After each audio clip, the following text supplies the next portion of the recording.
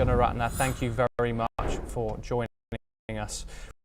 We now move to the Middle East. In a significant, President Donald Trump warned Yemen's Houthi rebels of complete annihilation if attacks continue, following US airstrikes on Houthi-controlled areas, including Sanaa and Saada, which killed at least 53 people, including children. Trump also targeted Iran, the Houthis' main supporter, urging Tehran to stop military aid, though he did not provide any evidence of ongoing support. The conflict has worsened in Yemen's humanitarian crisis. The UN suspended operations in Saada after Houthi forces detained UN workers, and the World Food Programme reported unauthorized food aid seizures by Houthis, deepening civilian suffering. The international community remains vigilant as tensions escalate, with the potential for further conflict intensifying. We are now joined by Berzine Wagmer, Centre for Iranian Studies and School of Oriental and African Studies, located in London. Thank you very much for joining us. What do you believe is the strategic objective of the US in conducting these airstrikes in Yemen and issuing such strong warnings to this Houthi rebel group? Just to start us off. To commence, President Trump, upon assumption of office this January, declared the Houthis a terrorist organization without equivocation, compared to the Biden administration, which had a notch lower, just designated it as a terrorist group. So there is a distinction with difference here, in that President Trump has ratcheted up, and entirely justifiably and quite rightly so, because the Houthis are destroying Yemen, or actually one can say it's already gone to rack and ruin as a fourth world country. The truce has held since 2022. Riyadh has pulled out since it could not necessarily succeed in its strategic objectives of its southern flank, its security flank, which has only emboldened the Houthis to dig in deeper. And of course, they find comfort, inspiration, and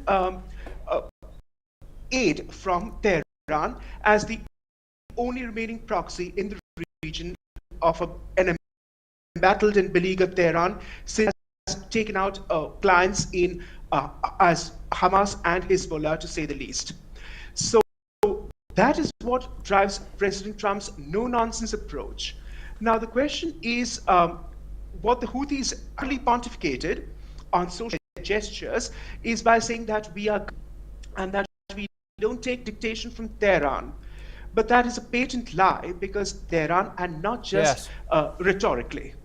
This is what I wanted to ask next. What is your assessment of Iran's actual influence over Houthi forces? And if this continues, is it possible to see directly between the US and Iran? Yes, because you must remember that President Trump's posturing is like that of the madman thesis.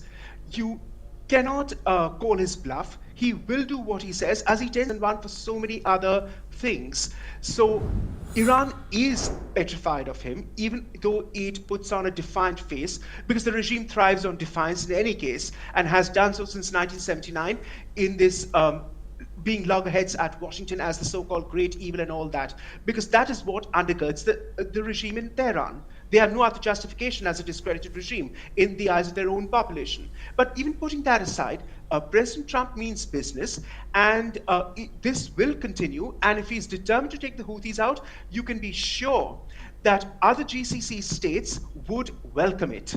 They may not publicly state so, but they would be more than happy to see the Houthis decimated.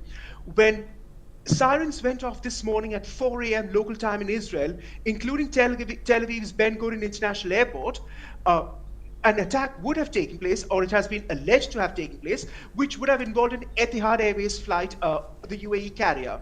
So it just goes to show that the Houthis do not necessarily care for Gaza or Hamas, but simply want to distract attention by sucking all into their plans for all-out war. And this attack on Tel Aviv airport this morning only reminds one of the drone attack by the Houthis on Riyadh's King Khalid International Airport airport in 2020, which was intercepted as well. You can imagine the damage would have taken place. So these aspects need to be put into context, over and above the fact that besides Tehran actually supplying them with material and funding and inspiration, you must also not discount Moscow's tinkering in the region.